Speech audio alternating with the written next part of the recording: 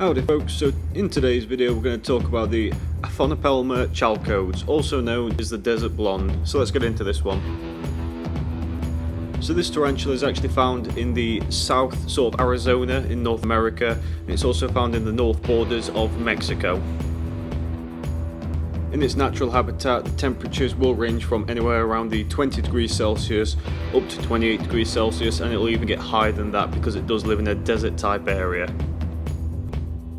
In captivity, ours stay around the 24 degrees Celsius. It gets a little bit hotter than that in summer, but for the most part we keep it around the 24 degrees because that's what our tarantula room's actually heated to. I've heard of these actually being kept lower than that, and they've been absolutely fine. So it's a really hardy, well versatile tarantula when it comes to the temperature. Now, because these come from a desert area, they don't actually need much humidity, and they can actually go quite well with very low humidity. So for this reason, we keep ours on topsoil and we don't actually spray or mist the enclosure at all. We do occasionally overflow the water dish, but that's usually just once a month, if that. Now, the growth rate of this tarantula and the other Aphonopelma genus sort of tarantulas is actually quite slow, so they take a while to get to their adult size, and their adult size itself for this species is actually quite small as well.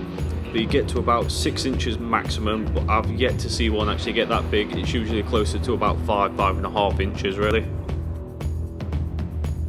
And the lifespan of this species is actually a little bit different from male to female, as it is with most tarantulas. In fact, I think all tarantulas. So the males actually get between 5 and 8 years on this planet, and the females get 25 years and plus sometimes as well. So the females obviously way outlive the males. When it comes to the eating habits of this tarantula, we offer it food every single week, but it doesn't always take the food. One thing we've noticed is out of every time we offer it, so every week, it will then actually eat like once a month, if that, and it's still saying a pretty good, chunky sort of size. It's still growing fine. It's just not that into its food really. As for the natural sort of behaviour of this tarantula, it is a terrestrial. I've not noticed it try to make any kind of burrows. Every now and again it'll climb up the side of its glass though, which I don't think it's got any sort of arboreal instincts at all. I think it's just trying to explore. Every other time when we've seen this one, it's just walking around the floor of its enclosure.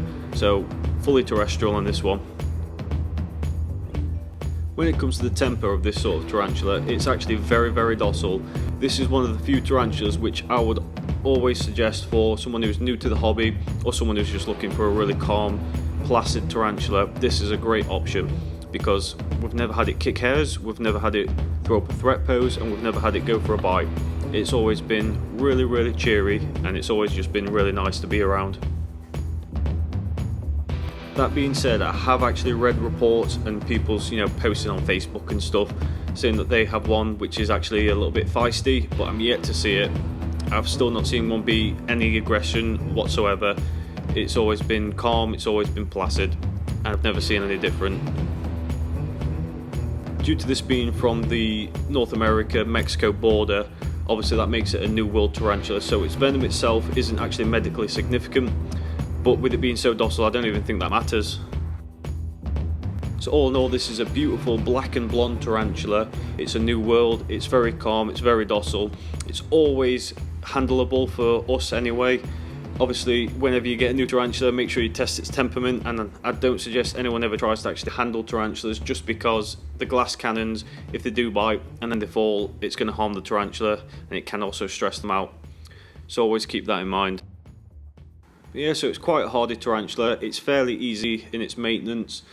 It's not a great eater, and it's not too great for when it comes to growth, because we all like to see the tarantulas grow up and change form as they grow.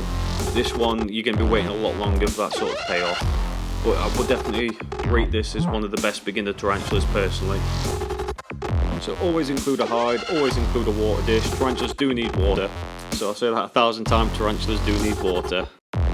So that's all from me today. I want to say a special thank you to Lucy Reeves and Chris Woolley, our two Patreons.